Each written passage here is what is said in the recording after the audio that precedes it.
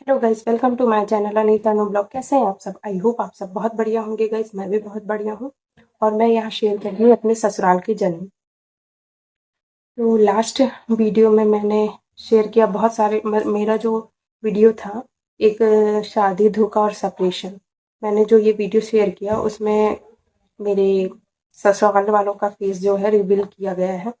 तो कुछ लोगों ने देखकर बोला है मेरे हस्बैंड के लिए, ये लड़का नहीं, ये तो आदमी लग रहा है। और ये मैंने पिछले ब्लॉग में आप लोगों को बताया है कि हो सकता है भाई कि उसने मुझसे एज भी छुपाया, क्योंकि उसने एजुकेशन छुपाया, अपने नाजायज रिश्ते को छुपाया, बहुत सी ऐसी चीजें छुपाई गई मुझसे, है ना, जो धीरे धीरे अब मुझे पता चल रही। तो हो सकता है उसने अपनी एज भी छुपाया हो, क्या कह सकते हैं, है ना। तो अब मतलब इतने धोखे मिले हैं ना कि अब मुझे कोई शौक नहीं लगेगा कि एक नई चीज पता चलेगी। मतलब मैं आदी हो गई। वो इंसान अब कभी जिंदगी में सच भी बोलेगा ना, तो मेरे को उसकी बातों पे कभी बिलीव नहीं होगा। वो इंसान अकेला नहीं, उस घर के फैमिली मेंबर, हर एक फैमिली मेंबर एक नंबर के झूठे, एक नंबर के झूठे। और रही बात, एक सब्सक्राइबर ने मुझे कमेंट किया कि आप, वो लोग तो, उनका कहना था कि ससुराल वाले तो चाहते ही थे कि आप उनका घर छोड़कर चले जाएं, और आपने वही किया, मतलब आपको नहीं करना था, आपको वहीं रहना था। तो वो सही कह रही हैं, लेकिन एक चीज़ बता दूँ कि क्या, अगर आप सिंगल रहते हो ना, तो वहाँ रह सकते थे। कहने का मतलब ये है कि अगर मैं अकेली रहती, मेरी बेटी नहीं होती अगर मेरे पास, तो मैं बिल्कुल वहीं डट कर उनका सामना करती। बट मेरी सिचुएशन ऐसी थी कि मेरी बच्ची थी, छोटी-सी थी, 4-6 महीने की मेरी बच्ची थी।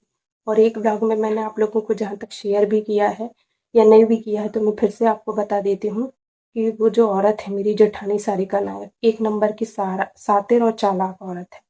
इतनी शातिर औरत है ना कि वो दौलत के लालच में कुछ भी कर सकती है, कुछ भी। आप क्या सोच रहे हैं, मेरे हस्बैंड को जो उसने फंसाई है तो ऐसे ही नहीं, सिर्फ प्रॉपर्टी का खेल।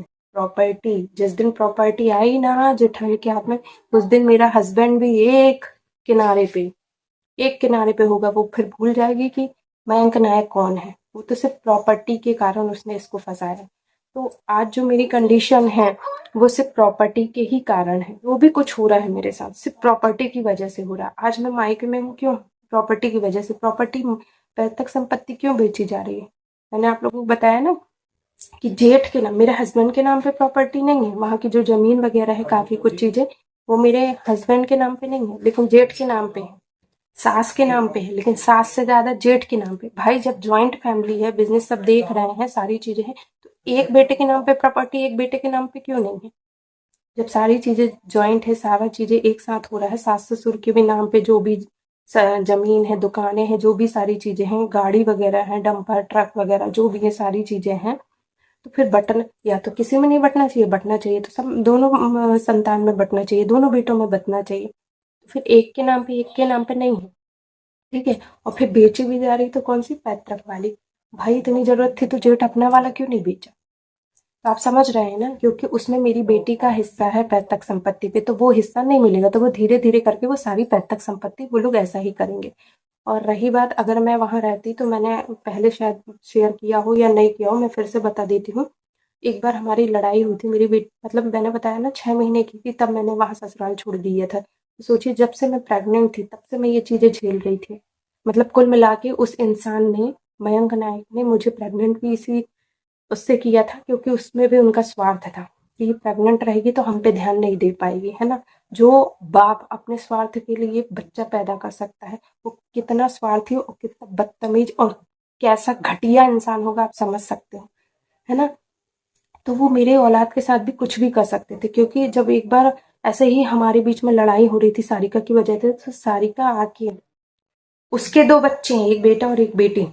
आज की डेट में, मतलब उस समय 10-12 साल की उसकी बेटी थी और बेटा होगा 8 साल का, 8-9 साल का। उस समय की बात है, तब मेरी बेटी मुश्किल से 4-5 महीने की रही होगी।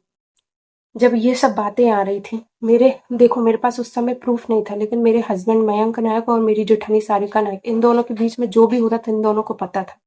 लेकिन उस समय उसने क्या की है, सारिका ने, जब हमारे बीच में लड़ाई हो रही थी, तो उसने क्या करी, मेरी बेटी के सर पे हाथ रख के झूठी कसम खाई मेरे ही हस्बैंड के सामने कि हम दोनों के बीच में ऐसा कुछ नहीं है।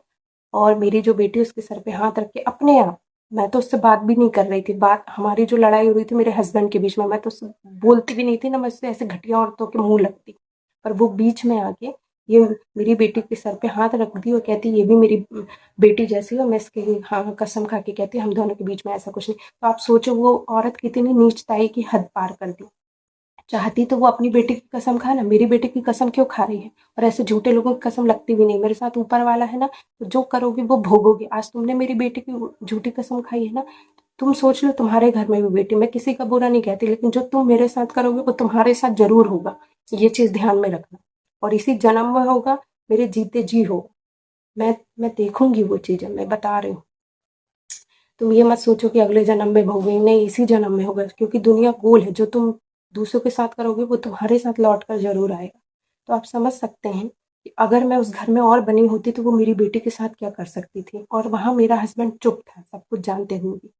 वो औरत इतनी शातिर है ना कि उसको जो कुछ करना होता ना वो मेरे हस्बैंड से ही करवाती। क्योंकि जो एक्शन होता है ना, जो भी चीजें होती जो भी, तो वो मेरे हस्बैंड के खिलाफ होता। लेकिन दिमाग किसका चलता था? सारिका नायक का। उकसाने का काम, मेरे हस्बैंड को उकसाने का काम। मैंने जैसे बताया ना कि मेरे साथ वायलेंस किया जाता था, मेरा हस्बैंड पहले वायलेंस नहीं करता था, मेरे साथ कोई मार पिटाई नहीं होती थी। लेकिन जब से इसने उकसाना शुरू किया, ये जो बोलती थी वही मेरा हस्बैंड करता था। मतलब कहते हैं ना कि उसके दिमाग को कंट्रोल कर ली थी उसने, कि उसका, मेरा हस्बैंड का खुद का दिमाग काम नहीं करता। वो खुद डिसीजन नहीं ले सकता कि मेरी लाइफ है तो मेरा परिवार है, मेरे लिए क्या सही क्या गलत, मैं क्या करूं। नहीं, जो सारिका बोलेगी वही करता। उस इंसान को तब शर्म नहीं आई कि वो औरत तेरे ही सामने तेरी बेटी की झूठी कसम खा रही है। अगर इतनी सत्यवादी होती, उसको कसम खाने का इतना शौक है, तो अपनी बेटी की खाती ना। मेरी बेटी की आके क्यों खा रही? तो मैं उस दिन के वाकया से समझ गई कि ये औरत कितनी घटिया है, कितने निम्न स्तर तक गिर सकती है। तब से मैंने कान पकड़ा, भाई मैं यहाँ रिस्क नहीं ले सकती। जमीन जायदाद एक साइड, पति गया एक साइड। क्योंकि जो इंसान अपनी औलाद का नहीं हो सका वो कभी किसी का नहीं हो सकता। मेरी बच्ची उस समय दुधमुही बच्ची थी, 4-5 महीने की बच्ची। उस समय उसने ये घटिया हरकत करी थी। तो आप समझ सकते हैं मैं उस घर में कैसे रहती। सारे लोग एक तरफ और मैं अकेली एक तरफ। कल को मैं नहाने जा रही हूँ, कुछ कर रही हूँ, कुछ काम में, तो मैं बेटी को 24 घंटे अपने पास नहीं रख सकती है ना। सुला दिया, ये कुछ कर दिया, वो औरत क्या कर दे, कोई भरोसा। तो मेरे लिए सबसे पहले मेरी बेटी है, उसके बाद बाकी चीजें हैं। तो मैं ऐसे घटिया औरत के लिए ये तो बिल्कुल नहीं कर सकती थी। हाँ, मैं अकेली रहती तो फिर भले मुझे, फिर मेरे को कोई डर नहीं रहता। वो मुझे मार भी देते तो मेरे को कोई डर नहीं रहता, लेकिन मैं बाकायदा हक से लड़ती हूँ। लेकिन अभी मैं बंदी, उस टाइम पे मैं बंधी हुई थी कि मेरी बच्ची बहुत छोटी थी और मेरे सपोर्ट में कोई भी नहीं था वहाँ, मतलब मेरा पति भी नहीं। तो मैं बाकियों से तो कोई उम्मीद रख भी नहीं सकती। तो आप समझो कि मैं उस सिचुएशन में क्या करती। आई होप आपको समझ में आया होगा। क्योंकि जब आप बच्चे में फंस जाते हैं ना, तो आपको बहुत सी चीज़ें ध्यान में रखनी पड़ती है। आप उस समय अपना नहीं सोच सकते, आपको बहुत सारी चीज़ें आगे की भी सोचनी पड़ती है। और अच्छा हुआ कि मैं समय रहते वहाँ से निकल गई, क्योंकि जैसे जैसे चीज़ें बढ़ती जाती ना तो पता नहीं क्या हो सकता था।